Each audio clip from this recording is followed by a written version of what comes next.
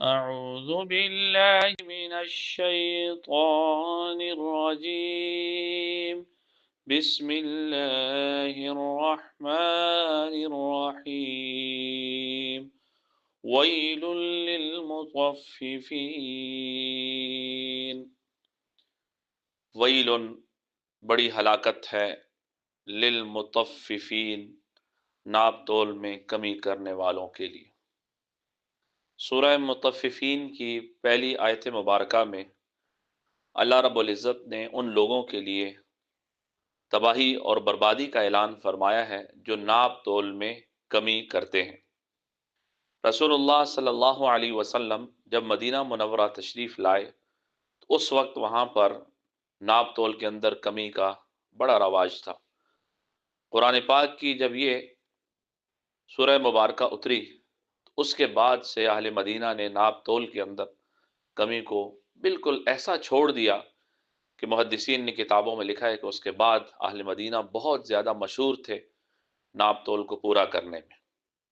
تو اس آیت مبارکہ میں فرمایا کہ ویل للمطففین، ویل کا مطلب ہے ہلاکت، تباہی، بربادی ہے، للمطففین جو ناپ تول میں کمی کرتے ہیں، کہ انسان کوئی چیز بیچ رہا ہے یا خرید رہا ہے تو کمی کرتا ہے، کسی قسم کی چیز صحیح نہیں دیتا، تھوڑی دیتا ہے، غلط چیز ڈال کے دے دیتا ہے، یا پیسے دینے والا اس پیسے میں کوئی کمی بیشی کرتا ہے۔ تو ایسا نہیں کرنا چاہیے جس سے دوسرے انسان کو دھوکا ہو اور اس کا وقتی تھوڑا سا نقصان ہو جائے۔ اگر انسان اس کا وقتی تھوڑا سا نقصان کر دے گا لیکن حقیقت میں اس نے اپنا ہی نقصان کیا، اپنی آخرت کا بہت بڑا نقصان اس نے کر دیا۔ اور یہ صرف ناپ تول کے اندر نہیں ہے، ہر چیز کے اندر ہے۔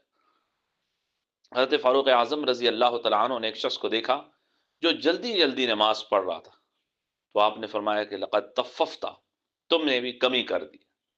امام مالک رحم اللہ فرماتے ہیں کہ ہر چیز کے اندر تخفیف ہوتی ہے، کہ ایک انسان نماز صحیح نہیں پڑھ رہا تو اس نے نماز کے اندر کمی کر دی۔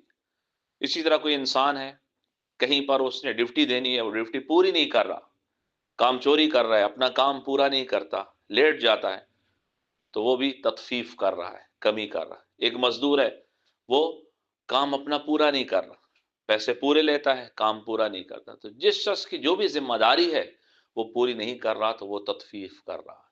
لہذا انسان کو اللہ کا حق بھی پورا ادا کرنا چاہیے، اللہ کے بندوں کے حق بھی پورے ادا کرنے چاہیے، کسی کے حق کے اندر ڈنڈی نہیں مارنی چاہیے۔